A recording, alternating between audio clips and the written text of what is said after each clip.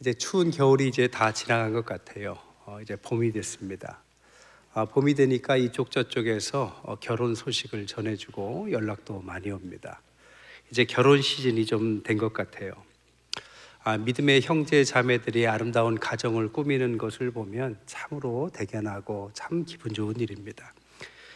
그러나 가끔 그런 소식을 들어요. 믿음의 형제가 믿지 않는 자매를, 또 그 반대를 가지고 가정을 이룰 때 보면 좀 안타까운 생각도 좀 듭니다. 교회에 형제들이 많이 없기 때문에 믿지 않는 형제들과 결혼하는 것은 부득이하다 할지라도 그 반대는 사실 좀 이해가 안 될 때도 있습니다. 제가 그걸 볼 때 그런 생각을 가끔 합니다. 젊은 형제들이 믿음의 여인의 가치를 잘 모르는 건가 보다. 그러니까 믿음을 생각하지 않고 저런 선택을 하는구나라는 생각을 했습니다. 믿음의 여인, 오늘 제목처럼 믿음의 여인은 정말 중요합니다. 특별히 믿음의 여인이 중요한 부분들이 언제 나오느냐? 힘든 삶을 살다가 그것을 이겨낼 때 믿음의 여인이 아주 중요한 역할을 합니다. 오늘 본문은 최악의 상황을 상정하고 그 속에서 믿음 있는 여인이 그것을 얼마나 잘 극복하는 이야기를 다룬 룻기입니다. 룻은 환경이 정말 안 좋았습니다. 젊어서 남편을 잃죠. 그리고 홀로 시어머니를 봉양하고 경제적으로도 여력은 없었습니다. 외국에서 시집 온 여인이에요. 그런데 그녀는 그 모든 것을 잘 감당해냅니다. 그리고 오늘 본문처럼 뭐라고 평가받느냐? 7 아들보다 귀한 며느리다. 아들보다 귀한 며느리, 또 대단한 일인데 7이라는 완전수를 쓴 거 보면 아무리 대단한 아들이 있다 할지라도 이 며느리만 못하다.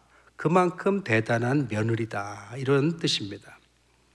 어떻게 그런 어려운 환경 속에서 이런 큰 훌륭한 평가를 받게 됐을까요? 오늘 함께 그 이유를 찾아볼까 합니다. 첫 번째, 믿음의 여인 룻은 좋은 만남의 축복을 얻었습니다.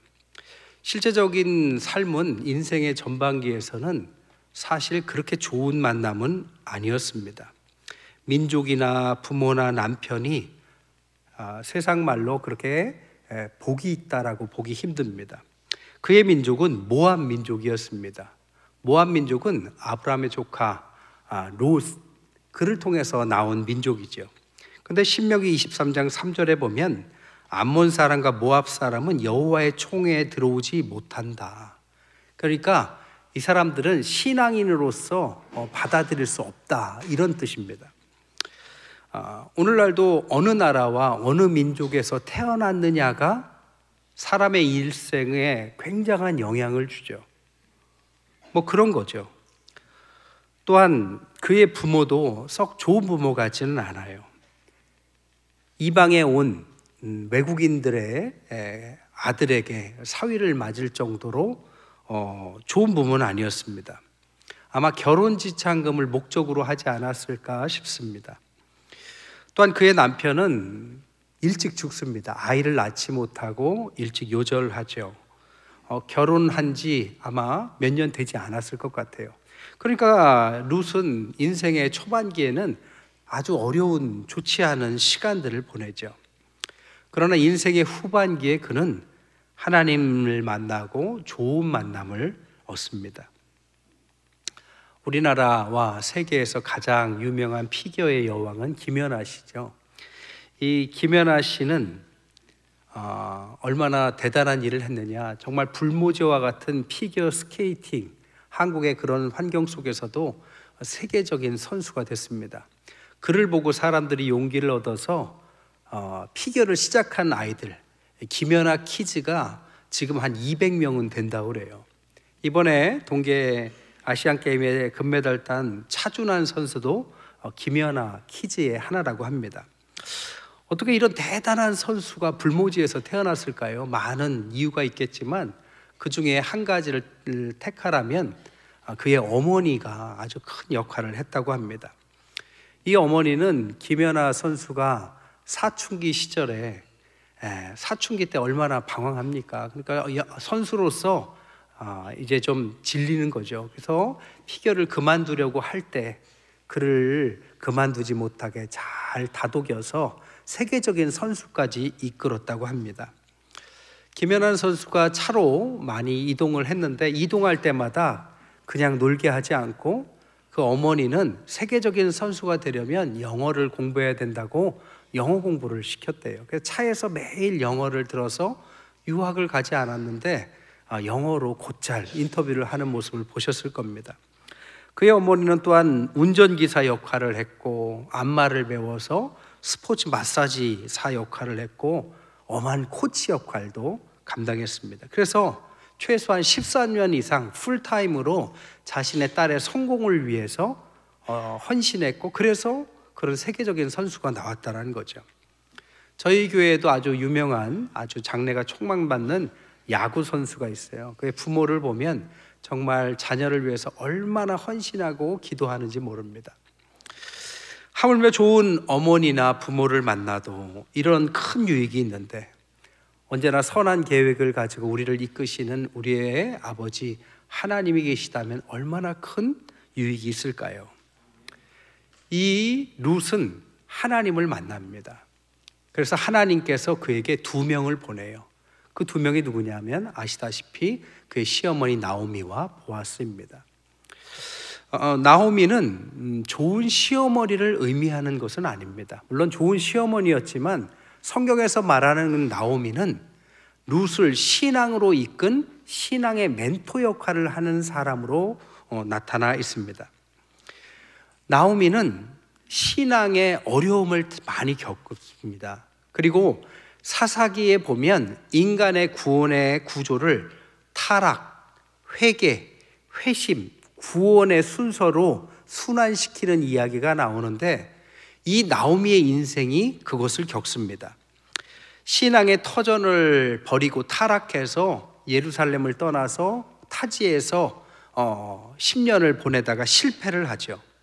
그리고 나서 그는 회개합니다. 자신은 슬픔의 어머니 마라라고 이야기하죠. 그리고 나서 원래 가야 할 자리를 용기를 내서 회심의 신앙의 모습도 보여줘요. 타락, 회개, 회심. 나오미는 그 모습을 고스란히 룻에게 보여줍니다. 그래서 룻이 그를 통해서 하나님을 알게 돼요. 그래서 나중에 뭐라고 하느냐? 당신의 하나님이 나의 하나님이 될 것이다 라고 신앙을 얻게 되죠. 여러분, 신앙은 말로 가르치는 것이 아니라고 그랬습니다. 신앙은 눈으로 배우는 거죠. 부모의 신앙, 어떠한 신앙을 보여주느냐가 자녀의 신앙을 결정한다라고도 볼 수 있습니다. 또한 그런 좋은 만남과 더불어서 그는 보아스라는 왕자님을 만나죠. 보아스를 만나서 그는 신데렐라와 같이 아주 화려한 인생으로 바뀝니다. 하지만 보아스가 뜻하는 것도 왕자님을 뜻하는 것은 아닙니다. 보아스는 예수 그리스도를 예표하는 인물입니다. 이 보아스는 추수의 주인이고 안식의 공급자였고 필요의 충족자였고 은혜의 공급자였고 그의 빚을 물러주는 기업의 물을 자, 예수님을 예표하는 보아스, 그의 거룩한 신부로서의 룻, 예수님을 인격적으로 만났다라는 것을 보아스와의 만남을 통해서 구현합니다.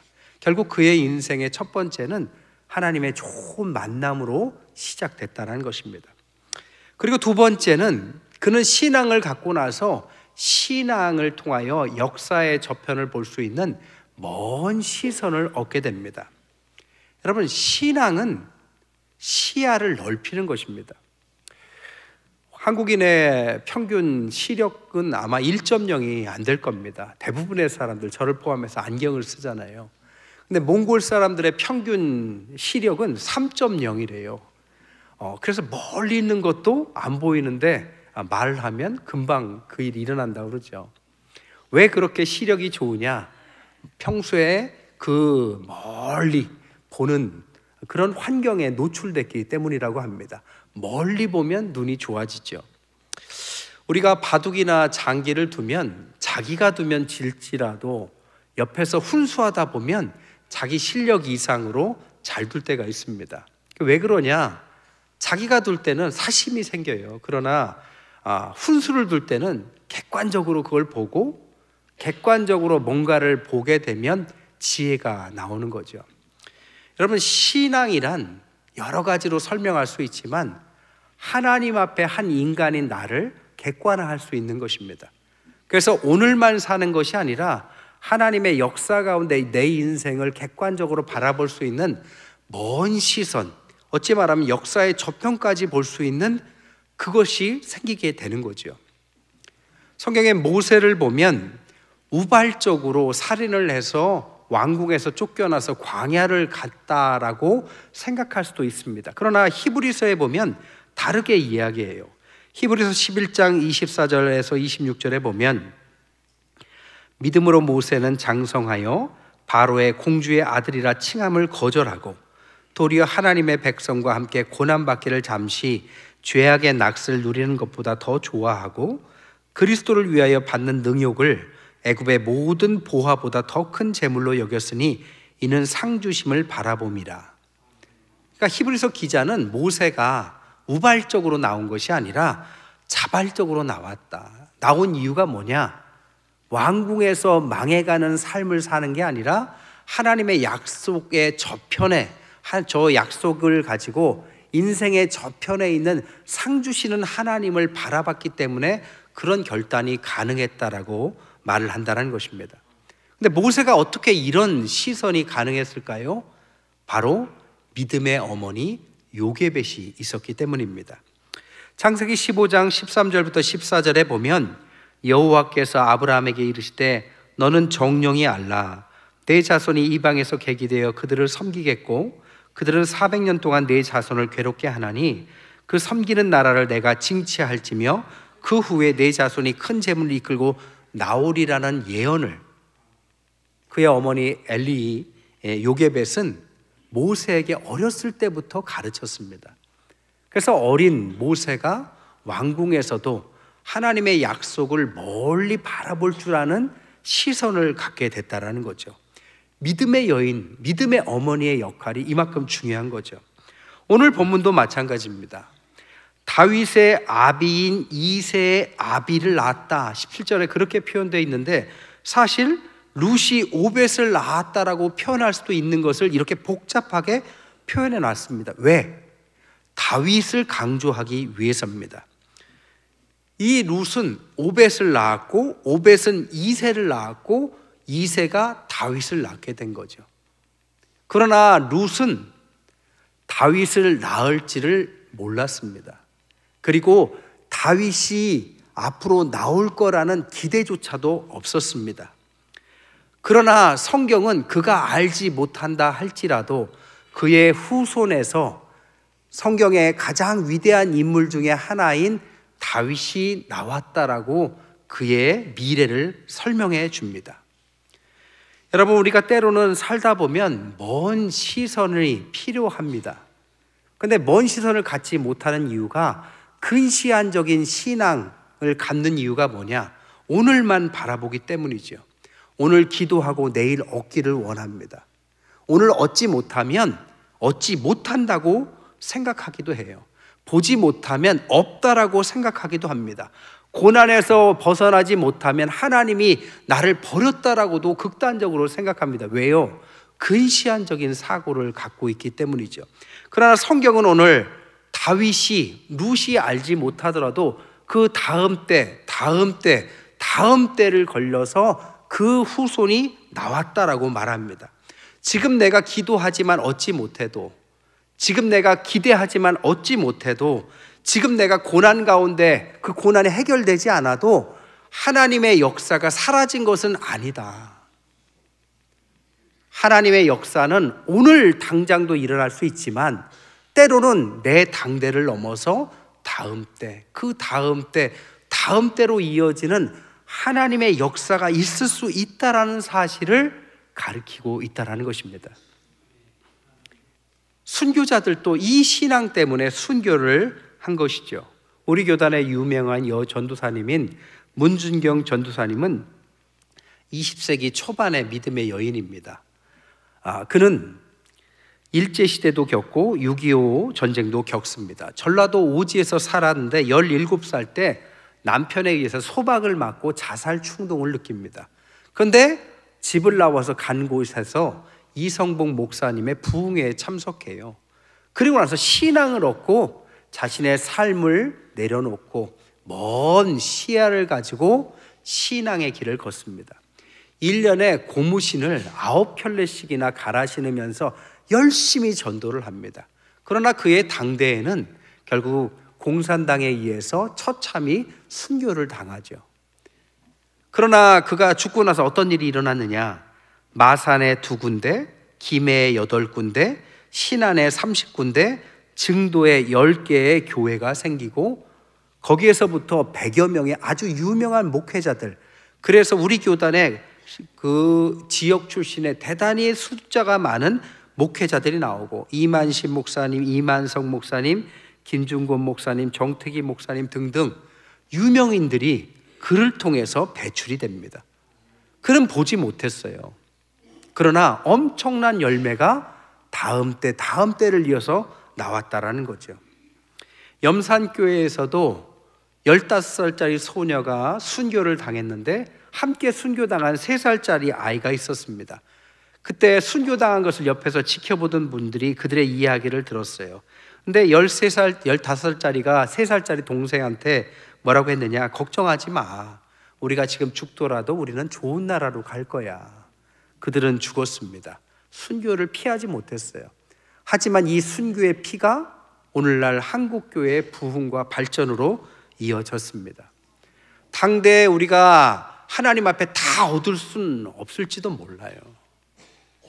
그러나 믿음이 있다면 오늘만 살면 안 되는 것입니다. 믿음은 멀리 보는 것입니다.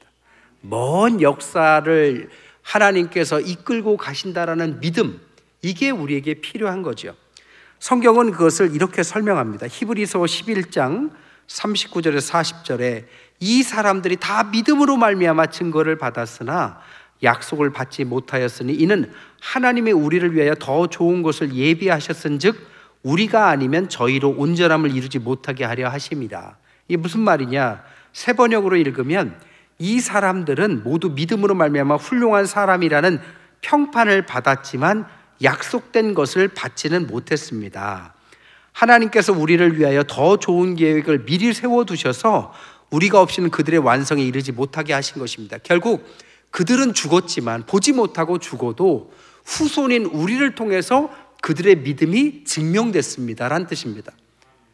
연장해서 말하면 오늘날 우리가 기도하고 믿음의 여인들, 믿음의 신앙인들이 자녀들과 다음 세대들을 위해서 헌신하면 우리 당대의 모든 것을 바라보지 다 얻지 못한다 할지라도 3대, 4대에 가면 다윗과 같은 인물들이 나와서 우리 때를 생각하면서 그 당시에 2025년도에 활동하던 우리의 기도와 우리의 역사를 기억하고 그들의 약속은, 그들의 헌신은 잘못되지 않았다라는 것을 증명해 낼 것이다라는 말입니다. 이 먼 시선이 없다면 우리는 타락할 수밖에 없고 절망할 수밖에 없어요. 신앙의 먼 시선이 있어야만 우리는 죄와 타협하지 않고 믿음의 길을 고수할 수 있습니다. 소망과 용기를 포기하지 않을 수 있습니다. 내 야망보다는 하나님의 비전을 따라갈 수 있습니다. 지금 주어진 일이 아무리 작고 보잘것없어도 헌신할 수 있는 용기와 그런 믿음은 여기에서 나오는 것이죠. 그리고 마지막에 룻은 결국 결단과 행동으로 그의 삶을 옮깁니다. 이 룻기를 가만히 보면 재미있는 게 있어요. 나오미의 아들이 둘이 나옵니다. 그리고 둘 다 죽어요. 그리고 둘 다 며느리가 있고 두 며느리가 다 선택을 합니다. 아니 굳이 둘을 쓸 필요가 있을까요? 그냥 룻만 있어서 한 명의 아들이 며느리를 얻고 이런 스토리로 해도 충분히 이해가 갈 텐데 왜 굳이 성경은 두 명의 똑같은 상황을 상정했을까요? 바로 이 두 명의 사람들의 선택과 그 다른 선택이 어떤 결과를 보여주는지를 설명하기 위해서입니다. 여러분, 오르바는 또 다른 며느리였지만 세상의 길로 갑니다. 룻과는 다른 신앙의 길로 가지 않죠. 여러분, 오르바가 그 이후에 어떻게 됐습니까? 아시는 분 있으세요? 알면 저한테 좀 연락을 주십시오.